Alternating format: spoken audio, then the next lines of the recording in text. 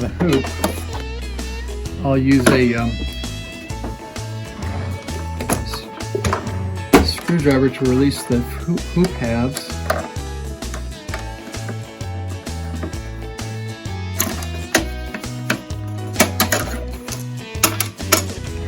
So here it is, and I'll use these special scissors to release the image. Make it more manageable first, and I'll cut closely. So then I'll use these scissors to come in close. Now what I'm doing is I'm trimming very close to the edge of my stitch, hoping not to nick the stitches, because if you nick the stitches, then they come free and they get loose, and then it doesn't. That's not what you want. And so we'll go around like that.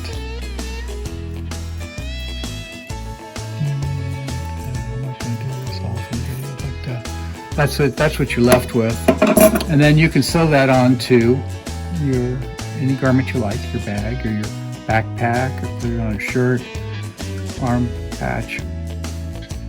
So that's how we do the machine embroidery. And I want to show you some other works that we've done.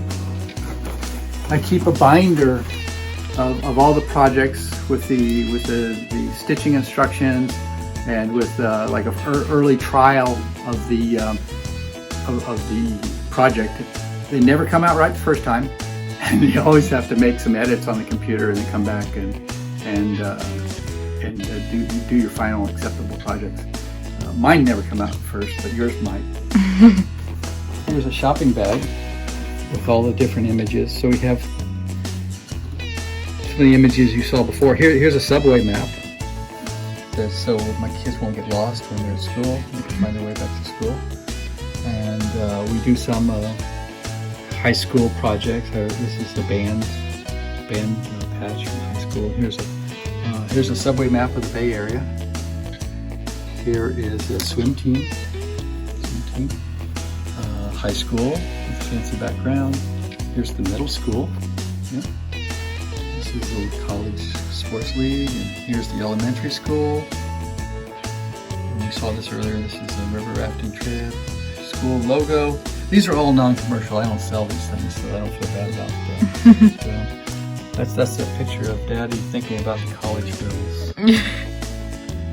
And then we have the binder. So I'm going to show you the binder that we have.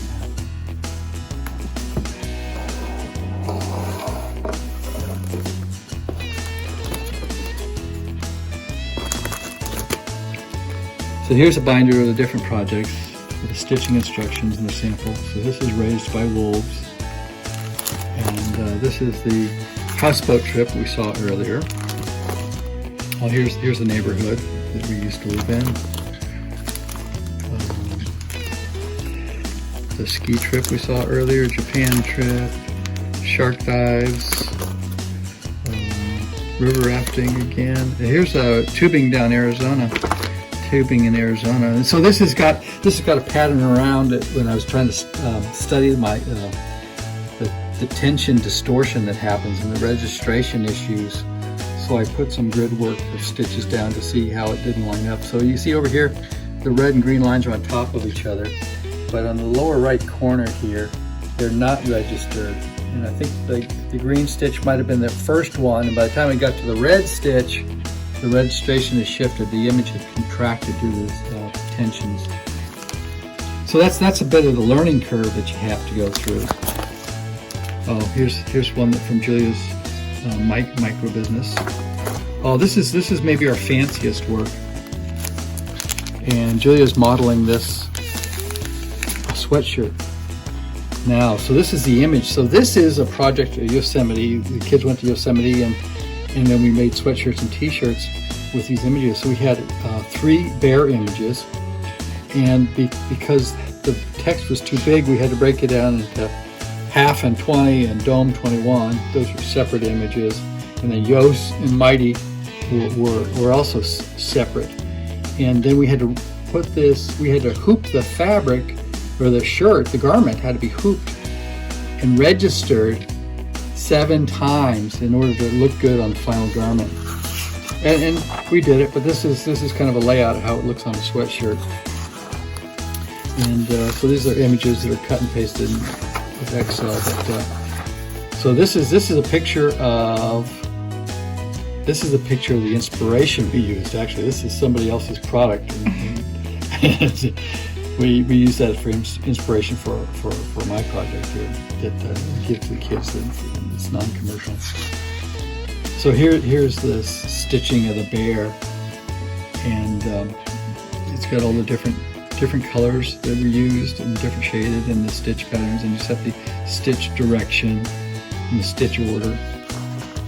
This was original artwork of the bear that we scanned into the computer and colorized different areas.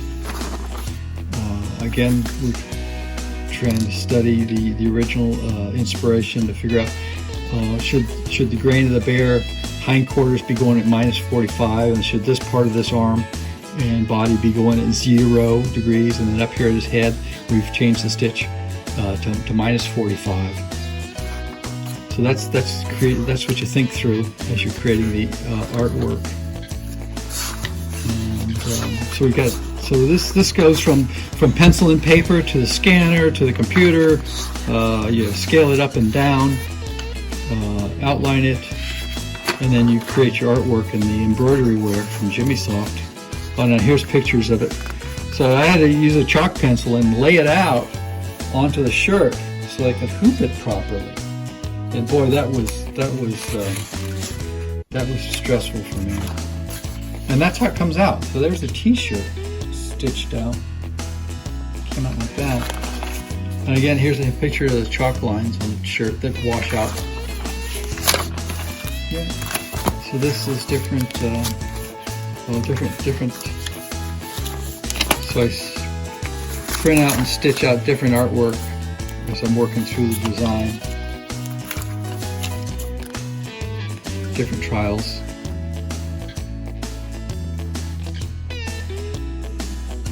Oh, and we have matching sweatpants too. Okay, yeah, this one was used to match the sweatpants. There's an early image. And the fabric you choose to do it on has a lot to do with the quality. Like this is a really soft and fuzzy, I don't know what you call this, but it's a soft and fuzzy.